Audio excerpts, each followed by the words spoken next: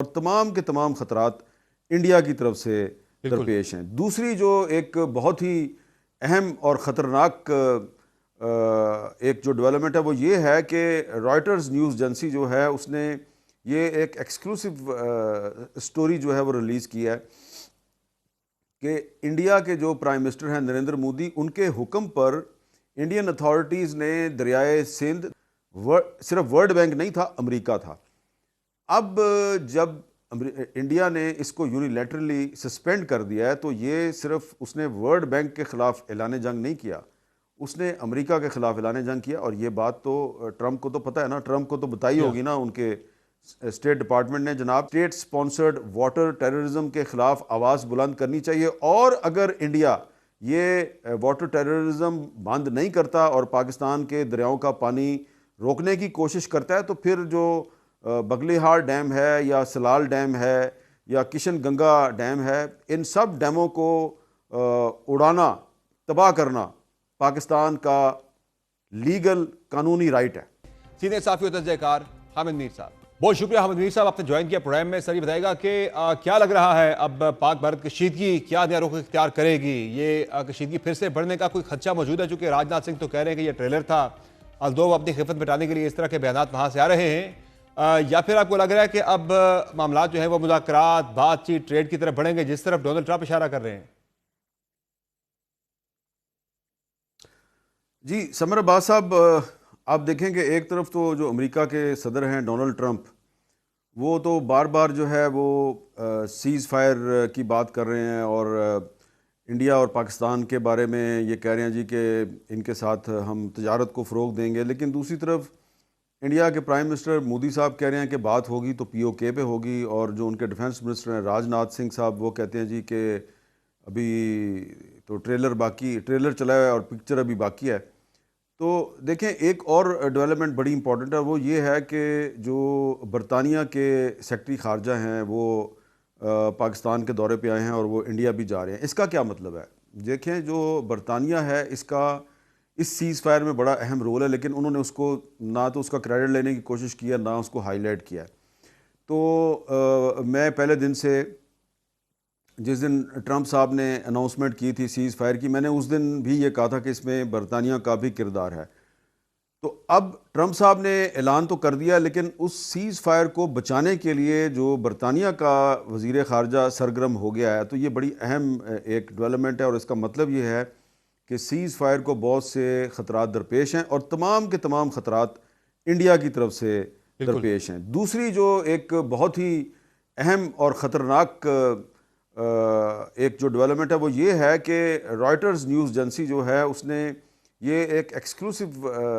Story جو ہے وہ ریلیز کی ہے کہ انڈیا کے جو پرائم منسٹر ہیں نریندر مودی، ان کے حکم پر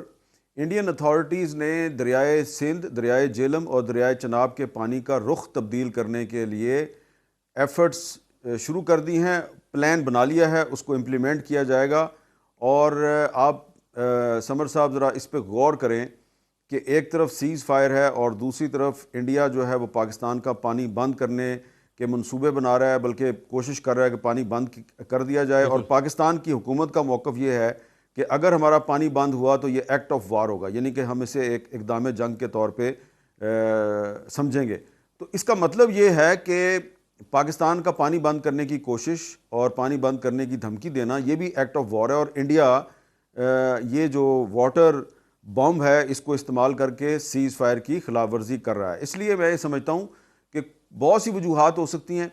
کہ پاکستان نے جو ٹرمپ نے سیز فائر کا اعلان کیا تو پاکستان نے اس کو ویلکم کیا، پاکستان نے شکریہ ادا کیا ٹرمپ کا، لیکن ہندوستان نے نہ صرف اس کی تردید کرنے کی کوشش کی بلکہ وہ ابھی تک سیز فائر کی خلاف ورزی کر رہا ہے۔ اور برطانیہ کے وزیر خارجہ کا دورہ پاکستان اور دورہ انڈیا، اس سے مجھے لگتا ہے کہ سیز فائر کو خطرات درپیش ہیں، پاکستان کو ہوشیار رہنا چاہیے، کیونکہ انڈیا جو ہے وہ اپنی پولیٹیکل وجوہات کی وجہ سے کوئی بھی مس ایڈوینچر کر سکتا ہے، اور ایسی صورت میں پاکستان کی طرف سے اس کو ایک دفعہ پھر بھرپور جواب دیا جائے گا۔ اور یہ جو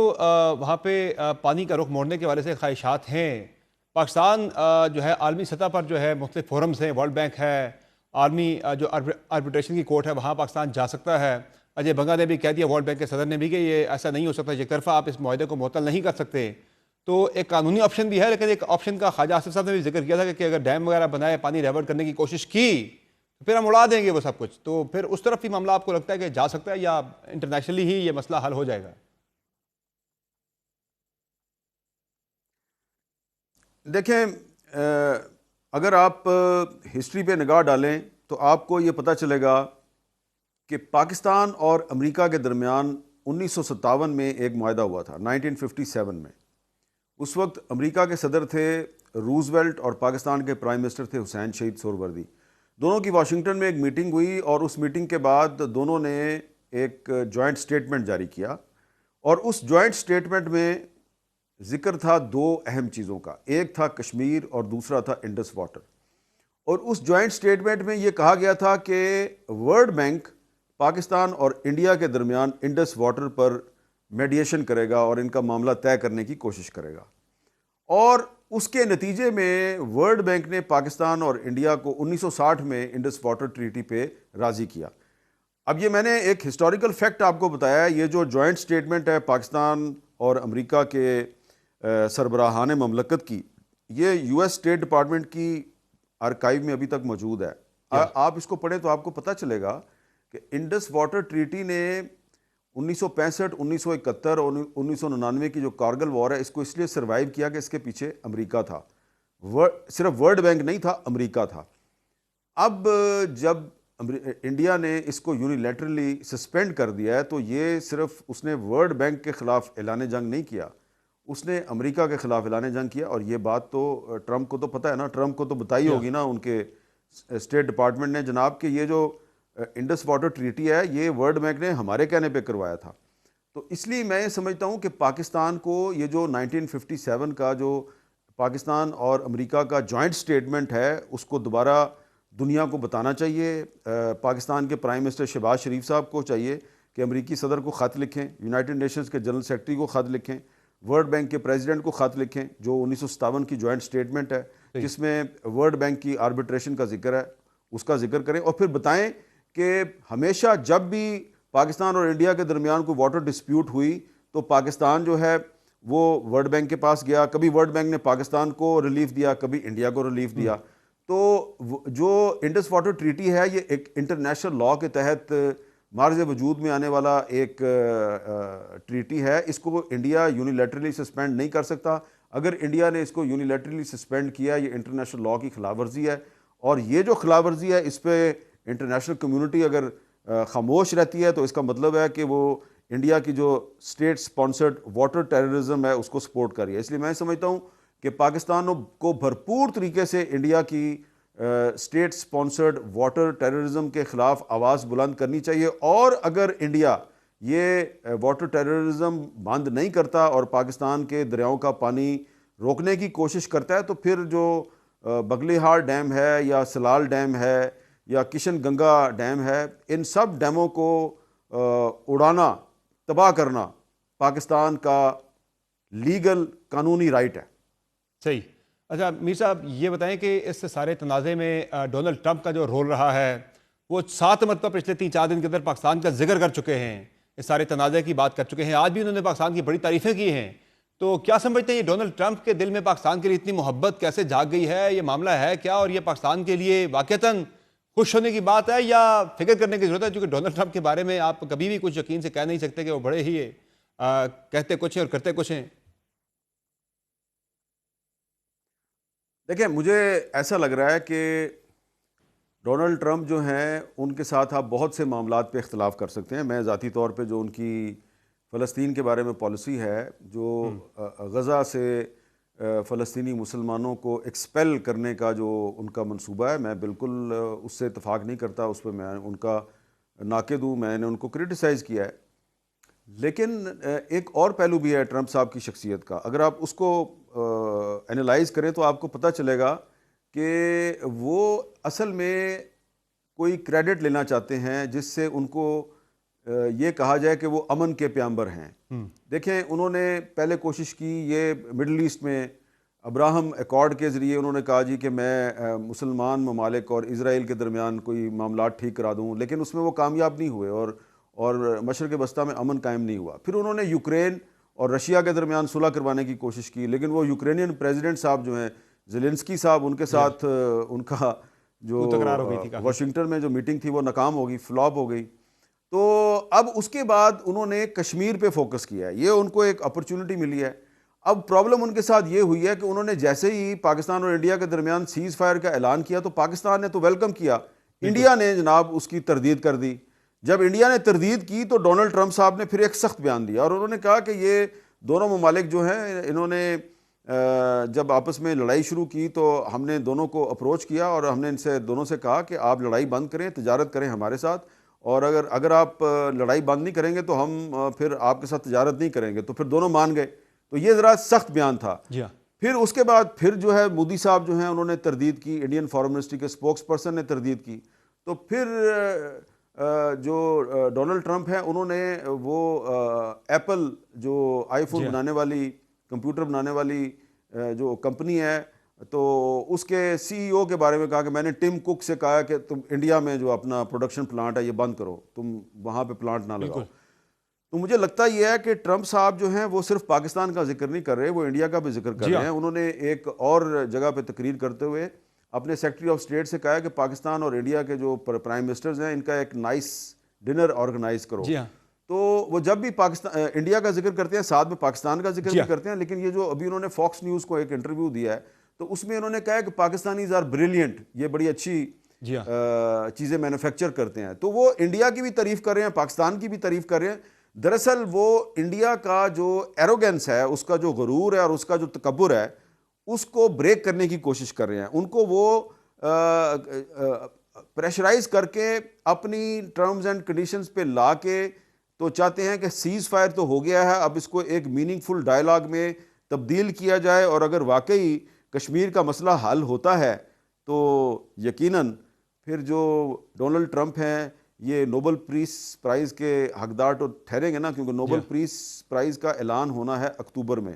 اور جو اس کی سیریمنی ہے وہ دسمبر 2025 میں ہونی ہے۔ تو میرا خیال ہے کہ اگر اکتوبر 2025 سے پہلے ڈونلڈ ٹرمپ جو ہے کہ وہ بڑا بریک تھرو کرتے ہیں کشمیر پہ، تو نوبل پیس پرائز کے تو وہ حقدار ٹھہرتے ہیں۔ تو میرا خیال ہے اگر وہ پاکستان کی تعریف کر رہے ہیں تو دو وجوہات ہیں، ایک تو یہ ہے کہ پاکستان نے ان کے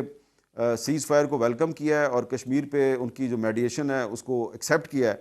اور اب وہ پاکستان کی بار بار تعریف کر کے انڈیا کو پیغام دے رہے ہیں کہ تمہیں بھی بات چیت کے میز پہ آنا پڑے گا، اور اگر تم بات چیت کے لیے راضی نہیں ہوتے تو پھر پاکستانیز آر ویری بریلینٹ، اور یہ بڑی اچھی مینوفیکچرنگ کرتے ہیں، اور آپ ایکسپیکٹ کر سکتے ہیں ڈونلڈ ٹرمپ سے کہ وہ کسی دن یہ بھی اعلان کر دیں کہ جی ایپل جو کمپنی ہے وہ پاکستان میں آئی فون مینوفیکچرنگ کرنے کا ایک بہت بڑا پلانٹ لگا رہی ہے۔ اچھا میر صاحب یہ بتائیں کہ این ایس ایس کی میٹنگ ہونی ہے، پھر سارے ماحول میں آپ کو لگ رہا ہے کہ اس سے یہ کوئی نتیجہ خیز ہو سکتی ہے؟ ظاہر ہے 23 تک تو ان کی کوئی یاترا چل رہی ہے، جس کے بعد 24 کو ایکسپیکٹڈ ہے کہ شاید ان کی میٹنگ ہو جائے